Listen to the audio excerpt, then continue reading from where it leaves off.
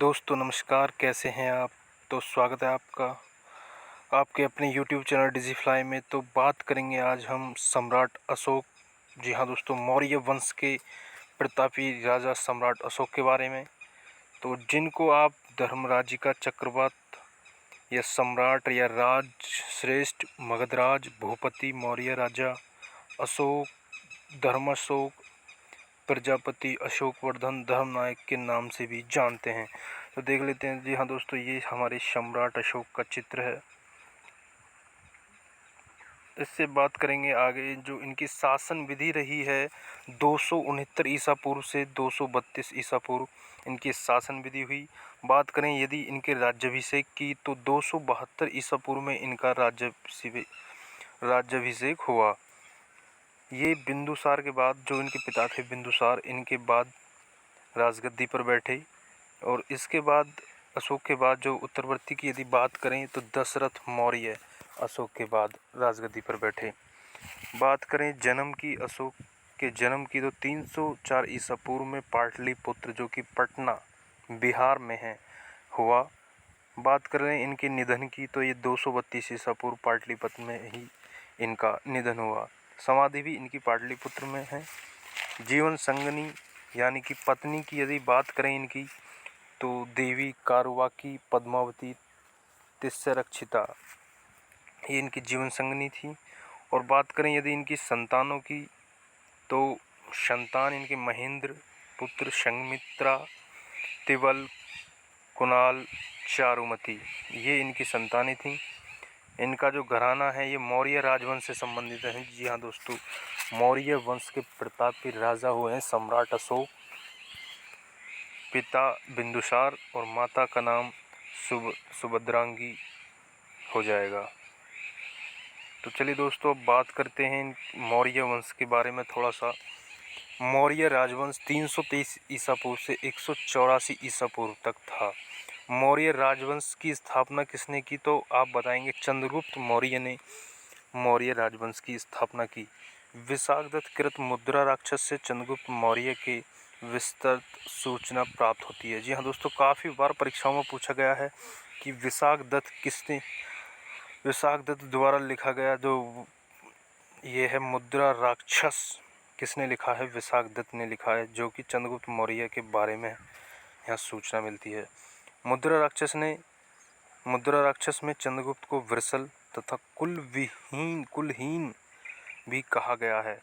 बात करें धुंडीराज ने मुद्रा राक्षस पर टीका लिखी है। काफ़ी बार परीक्षाओं में पूछा गया कि मुद्रा राक्षस पर टीका किसने लिखी है, तो आपका उत्तर हो जाएगा धुंडीराज। दोस्तों एक भी क्वेश्चन दोस्तों यहाँ से नहीं जाने वाला। जो भी तैयारी कर रहे हैं UPSSC PET 2023 की, एक भी क्वेश्चन यहाँ से बाहर नहीं जाएगा। सभी क्वेश्चन आपको यहीं से देखने को मिलेंगे। जो भी हमारी वीडियो पूरी देख रहा है, यहाँ दोस्तों मैं भी इसी से तैयारी कर रहा हूँ और करवा भी रहा हूँ, तो यहाँ से क्वेश्चन नहीं जाएगा। बात करें विलियम जोन्स पहले विद्वान थे जिन्होंने सैंडोकोट्स की पहचान मौर्य शासक चंद्रगुप्त मौर्य से की। विलियम जोन्स, सैंडोकोट्स किसे कहा? चंद्रगुप्त मौर्य को। आगे बात करें एरियन तथा प्लूटार्क ने चंद्रगुप्त मौर्य को एंडोकोटस के रूप में वर्णित किया। इन्होंने भी किया है। बात पहले किसने किया? विलियम जोन्स ने। सैंडोकोटस किसे कहा जाता है, तो आप लगा देंगे चंद्रगुप्त मौर्य। सैंडोकोटस चंद्रगुप्त मौर्य को कहा जाता है। दोस्तों प्रश्न कैसे भी बन सकता है दोस्तों, लेकिन बनेगा यहीं से। आगे देखें दोस्तों, ये सांची का स्तूप है जो कि मध्य प्रदेश में अशोक द्वारा बनवाया गया था। अब बात करें दोस्तों प्रमुख भारतीय शासक तथा उनकी उपाधियां।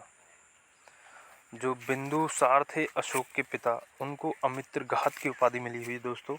या दोस्तों परीक्षाओं में बार बार यहीं से क्वेश्चन बनते दोस्तों, यहीं से क्वेश्चन देखने को मिलेंगे कि अमित्रघात किसे कहा जाता है? बिंदुसार को। देवों में प्रिय, देव नाम प्रिय या प्रियदर्शी किसे कहा जाता है दोस्तों? आप लगाएंगे अशोक को कहा जाता है दोस्तों। काफ़ी बार परीक्षाओं में मिला है। देवानाम प्रिय किसी नाम से जानते हैं, तो अशोक को इसके नाम से जानते हैं इसको। आगे बात करें कृतांत परशु समुद्रगुप्त को। महाराजा धीराज की उपाधि किसे मिली है? चंद्रगुप्त प्रथम को। महाराजा धीराज चंद्रगुप्त प्रथम। विक्रमादित्य दोस्तों किसे कहा गया है? चंद्रगुप्त द्वितीय को कहा गया है दोस्तों। प्रथम और द्वितीय में कंफ्यूज नहीं होना दोस्तों।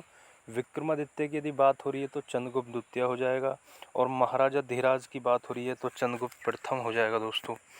आगे बात करें शिलादित्य हर्षवर्धन।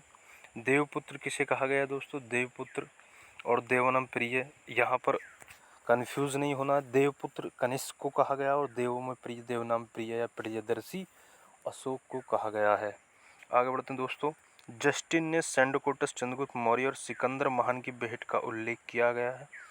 आगे बात करें कौटिल्य, जिसको चाणक्य के नाम से भी जानते हैं, द्वारा मौर्य काल में रचित अर्थशास्त्र शासन के सिद्धांत की पुस्तक है। अर्थशास्त्र में 15 अभिकरण है दोस्तों। बात करें दोस्तों चाणक्य की, जिसका नाम कौटिल्य है, इन्हों के द्वारा अर्थशास्त्र नामक पुस्तक की रचना की गई। आगे बात करें अर्थशास्त्र में राज्य के सप्तांग सिद्धांत, राजा, अमात्य, जनपद, दुर्ग, कोष, दंड एवं मित्र की सर्वप्रथम व्याख्या मिलती है दोस्तों। यदि पूछ ले कि सप्त सिद्धांत जो है राजा, अमात्य, जनपद, दुर्ग, कोष, दंड एवं मित्र की सर्वप्रथम व्याख्या कहाँ मिलती है, तो ये कौटिल्य के अर्थशास्त्र में आपको मिलती है। आगे बात करें बिहार में पटना पाटलिपुत्र के समीप बुलंदीबाग एवं कुम्भहार की गई खुदाई से मौर्य काल के लकड़ी के विशाल भवनों के अवशेष प्रकाश में आए हैं। आगे बात करें प्रमुख राजवंश, संस्थापक एवं राजधानियाँ। जी हाँ दोस्तों, बात करें हर्यक वंश का जो संस्थापक बार बार परीक्षाओं में पूछे जाते हैं यहाँ से प्रश्न दोस्तों यहाँ से आपको सीधे ही प्रश्न पूछने को मिलेंगे कि हर्यक वंश के संस्थापक कौन हैं, तो बिंबिसार हो जाएंगे। और बात करें इनकी राजधानी की, तो इनकी राजधानी राजगृह हो जाएगी दोस्तों। आगे बात करें मौर्य वंश के संस्थापक चंद्रगुप्त मौर्य और इनकी राजधानी पाटलिपुत्र हो जाएगी। आगे बात करें शुंग वंश, तो पुष्यमित्र शुंग इसके संस्थापक और पाटलिपुत्र इनकी राजधानी। बात करें सातवाहन राजवंश के जो संस्थापक थे वो सिमुक थे, इनकी राजधानी प्रतिष्ठान हो जाएगी। बात करें गुप्त वंश जिसके संस्थापक श्रीगुप्त, राजधानी पाटलिपुत्र। आगे बात करें वर्धन वंश, तो वर्धन वंश के संस्थापक पुष्यभूति, राजधानी थानेश्वर। और गढ़वाल वंश की बात करें तो इनके संस्थापक चंद्रदेव, राजधानी कन्नौज। पल्लव वंश सिंह विष्णु और इनकी राजधानी कांचीपुरम। राष्ट्रकूट काफ़ी बार परीक्षाओं में पूछा गया दोस्तों, इम्पोर्टेंट है। राष्ट्रकूट के जो संस्थापक हैं दंती दुर्ग है, और इनकी जो राजधानी काफ़ी बार परीक्षाओं में पूछी गई, मान्यखेट इनकी राजधानी हो जाएगी दोस्तों। राष्ट्रकूट वंश के संस्थापक दंती दुर्ग और राजधानी की यदि बात करें मान्यखेट हो जाएगी दोस्तों।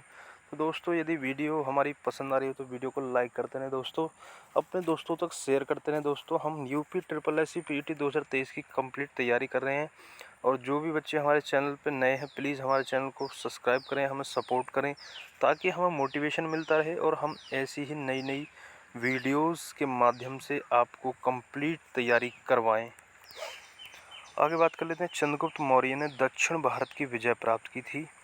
जैन एवं तमिल साक्ष्य भी चंद्रगुप्त मौर्य की दक्षिण विजय की पुष्टि करते हैं दोस्तों, जैन एवं तमिल साक्ष्य भी।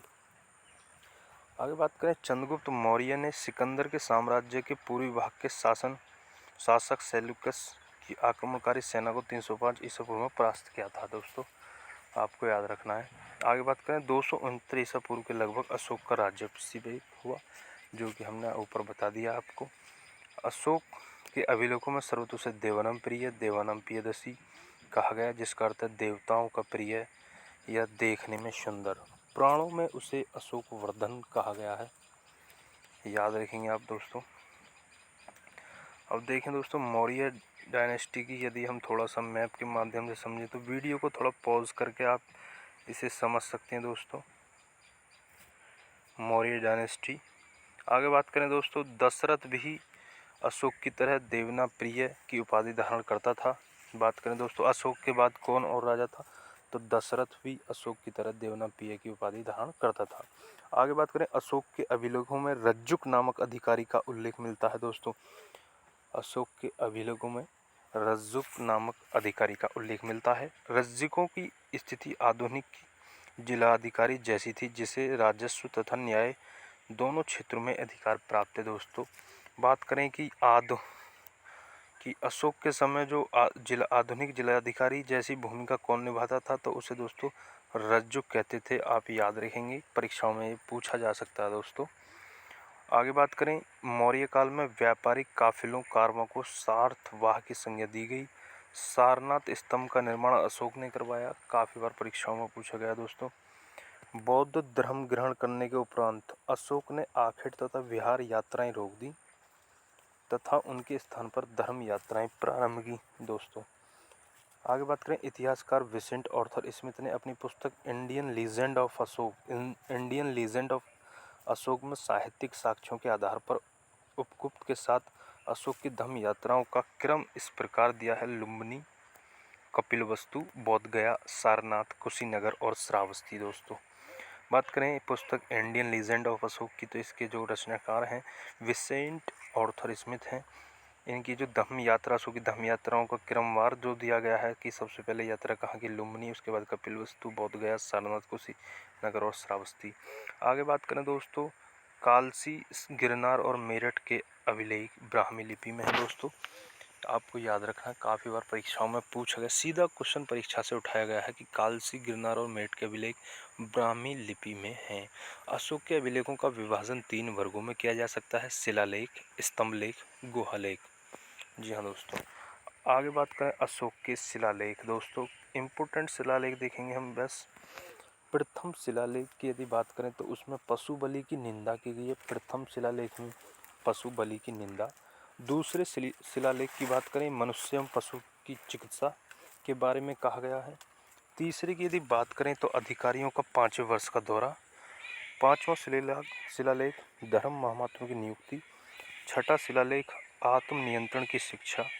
11वां शिलालेख काफ़ी इम्पोर्टेंट है, धम्म की व्याख्या। और 13वां शिलालेख दोस्तों, जहां से अशोक का हृदय बिल्कुल बदल गया था, कलिंग युद्ध का वर्णन 13वां शिलालेख में किया गया है। कलिंग युद्ध का वर्णन एक बार जल्दी से देख लेंगे। प्रथम पशु बलि की निंदा, दूसरा मनुष्य पशु चिकित्सा, तीसरा शिलालेख अधिकारियों 5वें वर्ष का दौरा, 5वां शिलालेख धर्म महामात्र की नियुक्ति, 6वां शिलालेख आत्मनियंत्रण की शिक्षा, 11वां धम्म की व्याख्या और 13वां कलिंग युद्ध का वर्णन। 13वां कलिंग युद्ध का वर्णन दोस्तों इंपॉर्टेंट है, नीचे के दोनों 11वें और 13वें।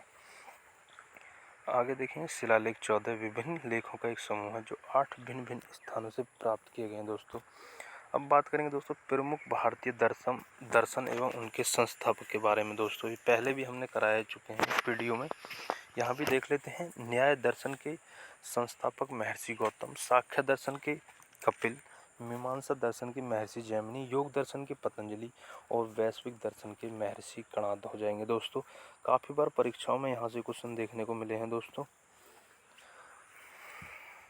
आगे बात करें, अशोक के अधिकांश अभिलेख प्राकृतिक भाषा एवं ब्राह्मी लिपि में लिखे गए। केवल 2 अभिलेख हो जो कि शाहबाजगढ़ी एवं मानसहरा की लिपि ब्राह्मी न होकर खरोष्टी है। दोस्तों काफ़ी बार परीक्षाओं में पूछा गया है कि शाहबाजगढ़ी एवं मानसहरा के जो शिलालेख हैं वो कौन सी लिपि में लिखे गए हैं, तो खरोष्टी लिपि में लिखे गए हैं, आपको याद रखना है। आगे बात करें, तक्षशिला से आर्मिक लिपि में लिखा गया एक भग्न अभिलेख सरिकुना नामक स्थान से यूनानी तथा आर्मिक लिपियों में लिखा गया है।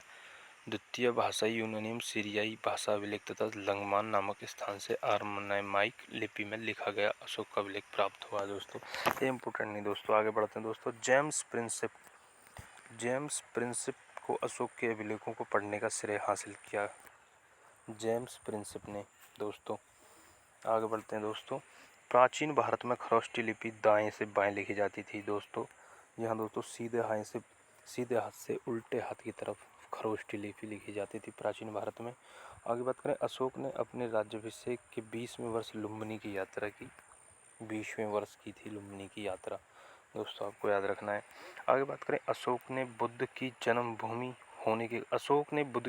होने के कारण लुम्बिनी ग्राम का धार्मिक कर माफ कर दिया तथा भूराजस्व 1/6 से घटाकर 1/8 कर दिया। दोस्तों आपको याद रखना। दोस्तों आगे बात करें, अशोक के 13वें शिलालेख से कलिंग युद्ध के संदर्भ में इस पर साक्ष्य मिलते हैं। अशोक के दीर्घ शिलालेख, दीर्घ शिलालेख की यदि बात करें तो ये आपका 12वां शिलालेख में सभी संप्रदायों के सार की वृद्धि होने की कामना की गई है तथा धार्मिक सहिष्णुता हेतु उपाय बताए गए हैं दोस्तों। अशोक के दूसरे एवं 13वें शिलालेख में संगम राज्य, चोल पांड्य, सती पुत्र एवं केरल पुत्र सहित ताम्रपर्णी श्रीलंका जिसको कहते हैं की सूचना मिलती है। आगे बात करें, मौर्य शासक अशोक ने 13वें शिलालेख से यह ज्ञात होता है कि अशोक के 5 यवन राजाओं के साथ मैत्रीपूर्ण संबंध थे, जिनमें एंटियोकस सेकंड थियोस सीरिया का शासक, तुर्मे या तुर्माय जिसको टालेमी सेकंड फिलाडेल्फस मिस्र का राजा, अंतिकिनी एंटिगोनस गोनातास मैसिडोनिया या मकदूनिया का राजा, मग साइरिन का शासक, अलेक्जेंडर एलेक्जेंडर एपाइरस या एपिरस का राजा। आगे बात करें, मेगास्थनीज सेल्यूकस निकेटर द्वारा चंद्रगुप्त मौर्य की राज्यसभा में भेजा गया यूनानी राजदूत था दोस्तों। मेगास्थनीज कौन था? सेल्यूकस निकेटर द्वारा चंद्रगुप्त मौर्य की राज्यसभा में भेजा गया यूनानी राजदूत था। बात करें दोस्तों, इन्होंने मेगास्थनीज ने एक पुस्तक लिखी है इंडिका, काफ़ी बार परीक्षाओं में पूछा गया है कि इंडिका के रचना लेखक कौन है, तो मेगास्थनीज हो जाएंगे। ये चंद्रगुप्त मौर्य के शासनकाल में राजदूत बनकर आए थे। मेगास्थनीज ने तत्कालीन भारतीय समाज के 7 श्रेणियों में विभाजित किया था, जो इस प्रकार हैं: दार्शनिक, कृषक, पशुपालक, कारीगर, योद्धा, निरीक्षक, मंत्री। आगे बात करें, मेगास्थनीज भारतीय समाज में दास प्रथा के प्रचलित होने का उल्लेख नहीं करता। इससे आगे बात करें दोस्तों, अशोक के अभिलेखों में मौर्य साम्राज्य के 5 प्रांतों के नाम मिलते हैं दोस्तों, आपको इन्हें देख लेना है। उत्तरापथ की राजधानी तक्षशिला, अवंतियट, उज्जैनी, कलिंग, तौसाली, दक्षिणापथ, स्वर्णगिरी, प्राच्य, पूर्वी प्रदेश, पाटलिपुत्र। आगे दोस्तों ये देखते हैं जो कि थाईलैंड में बनाया गया था ये अशोक के, ये जो 4 शेरों का जो स्तंभ है ये थाईलैंड से लिया गया है दोस्तों, थाईलैंड में बना हुआ है। आगे बात करें, भाग एवं बलि प्राचीन भारत में राजस्व के स्रोत थे। भाग एवं बलि मौर्य मंत्री परिषद में राजस्व एकत्र करने का कार्य समाहर्ता के द्वारा किया जाता था। अंतपाल सीमा रक्षक या सीमावर्ती दुर्गों की देखभाल करता था, जबकि प्रदेष्टा विषयों या कमिश्नरों का प्रशासक था दोस्तों। क्वेश्चन दोस्तों यहाँ से नहीं जाने वाला, और इससे ज़्यादा भी आपको पैड 2023 के लिए पढ़ने की ज़रूरत नहीं है दोस्तों, यहीं से क्वेश्चन आपको देखने को मिल जाएंगे। ज़्यादा नहीं पढ़ना है दोस्तों, कम समय में एक बेहतर तैयारी अच्छे नोट्स के माध्यम से हमें करनी है दोस्तों। इधर उधर के चक्कर में नहीं पढ़ना है दोस्तों, मैराथन वगैरह नहीं लेनी है दोस्तों। कहाँ 2-2, 3-3 घंटे हो जाते हैं दोस्तों, लेकिन पता चलता है कि क्वेश्चन आपको 40 ही हुए। यहाँ देखेंगे आपको कि आध घंटे में 30 से 40 मिनट में कि क्वेश्चनों का पूरा भरमार, मतलब जो कि क्वेश्चन यहाँ से नहीं जाएगा, सभी क्वेश्चन यहाँ मैंने समाहित कर दिए हैं दोस्तों। इससे आगे क्वेश्चन नहीं बनेगा दोस्तों। आगे बात करें, मौर्य युगीन अधिकारी पोतवाद्य तोलमान का प्रभारी था।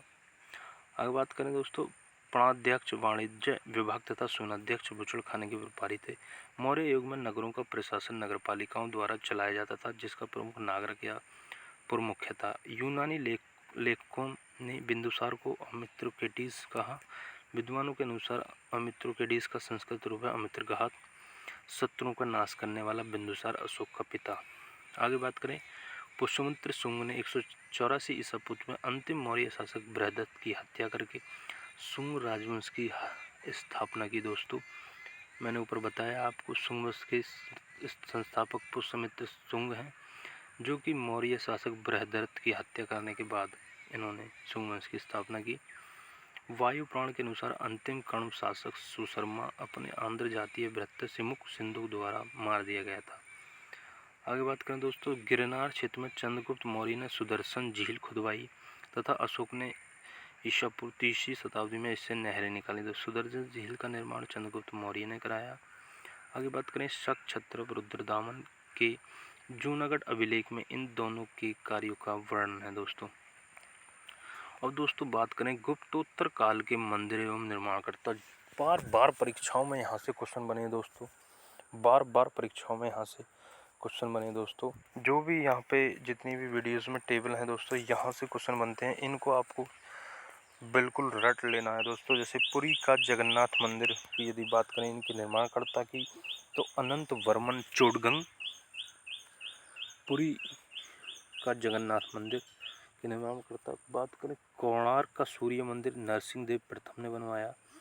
कोणार्क का सूर्य मंदिर नरसिंह देव प्रथम ने। कंदरिया महादेव का मंदिर तंगदेव चंदेल ने। कैलाश मंदिर जो केलोरा में है कृष्ण प्रथम ने। एलिफेंटा के गुफा मंदिर राष्ट्रकूटों ने। तट मंदिर मालूपुरम नरसिंह वर्मन द्वितीय ने। कैलाश मंदिर दूसरा जो कि कांची है नरसिंह वर्मन द्वितीय ने।